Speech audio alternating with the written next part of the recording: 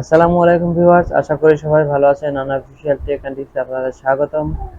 Viewers, আপনাদের ব্যবহৃত charger ফ্যানটি কি নষ্ট, সার্কিট কাজ করছে না, ব্যাটারি কি চার্জ হচ্ছে না? তাহলে দেখে নিতে পারেন আমাদের এই ভিডিওটি।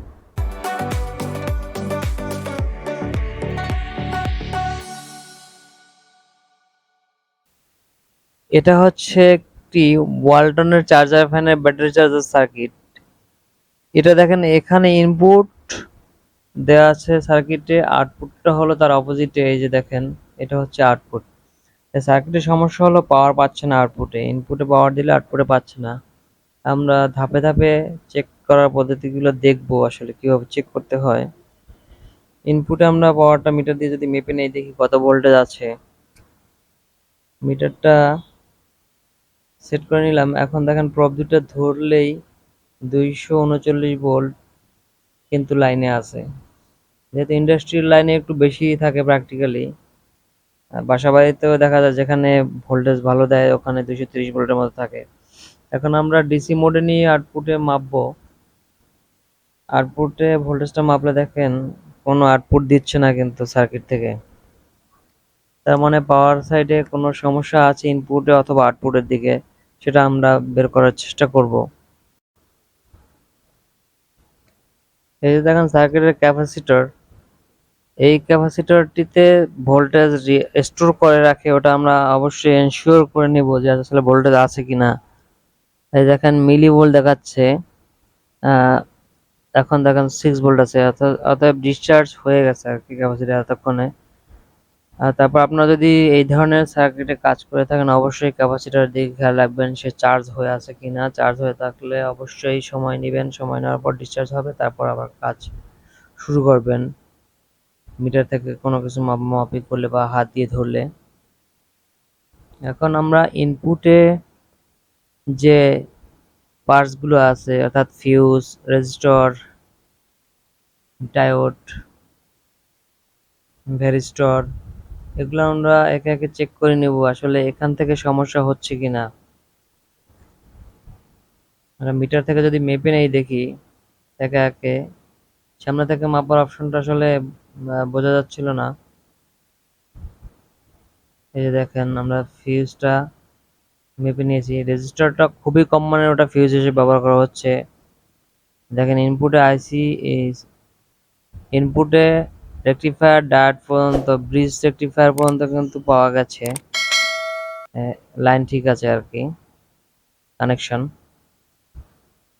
তারপরে আমরা আউটপুটে ডায়োড মোড নিয়ে দেখবো আসলে শর্ট আছে কিনা অথবা অন্য কোনো প্রবলেম দেখা যাচ্ছে কিনা। দেখেন এই আউটপুটে কিন্তু দেখা যাচ্ছে এখানে ঠিক আছে এই পর্যন্ত। মিটার দিয়ে মাপ দিলে আমরা শর্ট দিয়ে কন্টিনিউটি মোডেও কিন্তু শর্ট দেখাচ্ছে না। এখন ইনপুটে কোন পর্যন্ত পাওয়ার পাওয়া যাবে এটা আমরা মিটার দিয়ে চেক করলে বোঝা যাবে। আমরা যখন পাওয়ার দিয়েছিলাম ইনপুটে, মিটার দিয়ে চেক করে দেখিনি কিন্তু, শুধুমাত্র পাওয়ার দিয়ে ইনপুট আর আউটপুট চেক করিয়েছিলাম। এখন ডায়োড এবং ক্যাপাসিটর আউটপুট আর কি, ডায়োডের আউটপুট এবং ক্যাপাসিটর অ্যাক্রসে কোনো ভোল্টেজ পাওয়া যায় কিনা আমরা পাওয়ার দিয়ে দেখে নেই। এই যে দেখেন পাওয়ার দিয়েছি, মিটারটা ভালো মতো ধরা হয়নি। এই দেখেন 341 ভোল্ট, অর্থাৎ ইনপুট মানে ক্যাপাসিটরের ইনপুট পর্যন্ত ঠিক আছে আর কি। ডায়োডের আউটপুট যেটা দেওয়ার কথা ছিল, ক্যাপাসিটর অ্যাক্রসে যেটা থাকার কথা ছিল, ওটাই কিন্তু এখানে আছে ভোল্টেজ। তার মানে ইনপুট পর্যন্ত আমরা শিওর যে ভোল্টেজটা আসতেছে। এখন আমরা আউটপুটের দিকে চেক করবো আসলে ভোল্টেজটা ঠিকঠাক আছে কিনা। এখন দেখেন পাওয়ার বন্ধ করার পর আবার এনশিওর করে নিই আমরা, যেহেতু কাজ করবো সার্কিটে। এই দেখেন ভোল্টেজ ধরা হচ্ছে না আসলে ঠিকঠাক মতো। এই দেখেন ভোল্টেজ কিন্তু অনেক আছে, আস্তে আস্তে কমতেছে, কমে যাবে, ভোল্টেজ কমতেছে, কমে আসতেছে দেখেন। এই জন্য আমাদের কিছুক্ষণ অপেক্ষা করতে হবে ক্যাপাসিটর ডিসচার্জ হওয়ার জন্য, না হলে কিন্তু শক করতে পারে বা হাত পুড়ে যেতে পারে ক্যাপাসিটরে হাত লাগলে। সেক্ষেত্রে অবশ্যই সাবধানতা অবলম্বন করতে হবে আমাদের সবাইকে যারা কাজ করি।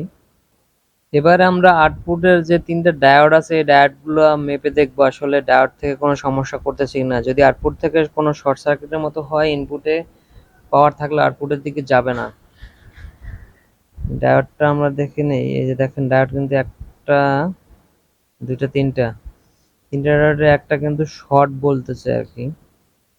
তিনটা যদিও প্যারালাল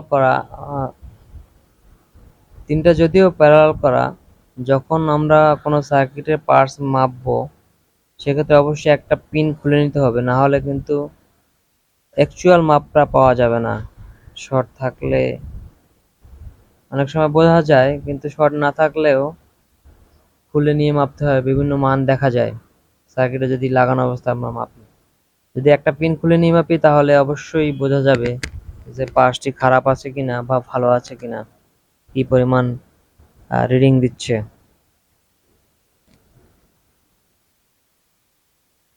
এই যে দেখেন এই ডায়োডটি আমি যেহেতু মিটার থেকে পেয়েছি, আমি একটু খুলে দেখি যে কি অবস্থায় ডায়োডটিতে। ডায়োডটির একটা পিন খুলে নিলাম।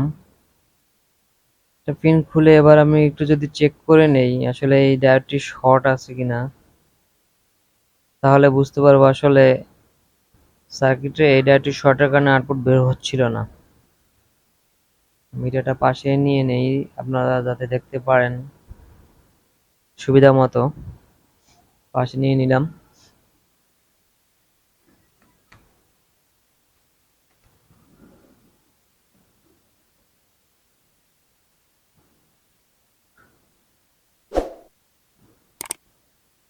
এই যে দেখেন ডায়োড কিন্তু কন্টিনিউটি মোডে কিন্তু রিডিং দিচ্ছে, অর্থাৎ এই ডায়োডটি একেবারে নষ্ট হয়ে গেছে, শর্ট হয়ে গেছে।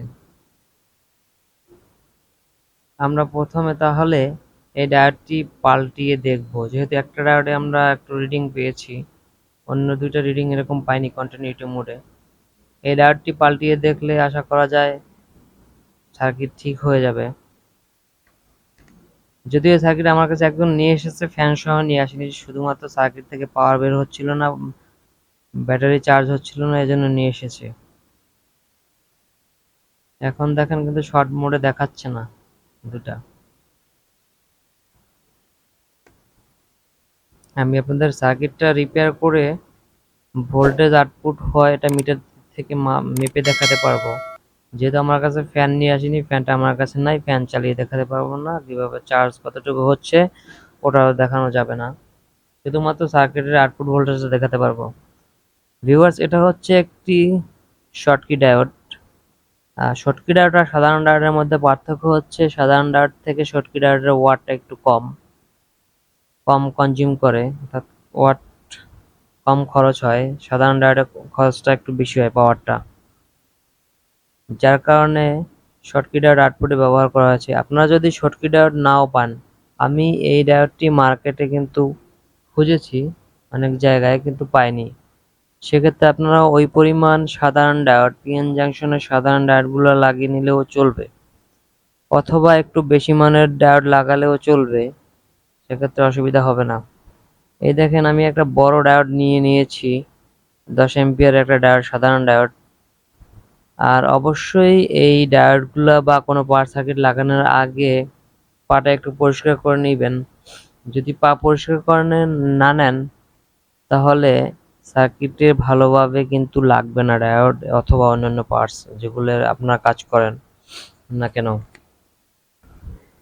এই যে দেখেন এই ডায়োডের সিম্বল দেওয়া আছে, এই অনুযায়ী অ্যানোড এবং ক্যাথোড লাগিয়ে নেবেন সাধারণ ডায়োডটি। এই যে দেখেন ডায়োডটি লাগিয়ে নিলাম, ঠিক অ্যানোড ক্যাথোড যে জায়গায় সিম্বল আছে সিম্বলের অনুযায়ী সার্কিটে লাগানোর পরে এবারে আমরা একটু চেক করে দেখে নিব আসলে ভোল্টেজ ইনপুট হলে আউটপুটটা হচ্ছে কিনা। এসি ইন করলাম, ডিসি আউটপুট হচ্ছে কিনা এটা আমরা চেক করে নিব।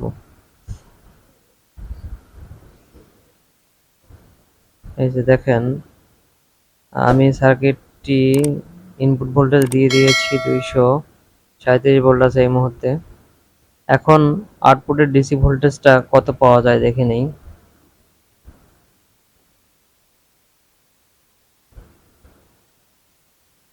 এই যে দেখেন 15 ভোল্ট, 15 পয়েন্ট সামথিং ভোল্টেজ দেখাচ্ছে। এখন কিন্তু ভিউয়ার্স এই সার্কিটটি সম্পূর্ণ ঠিক হয়ে গেছে ডায়োডটি পরিবর্তন করার কারণে।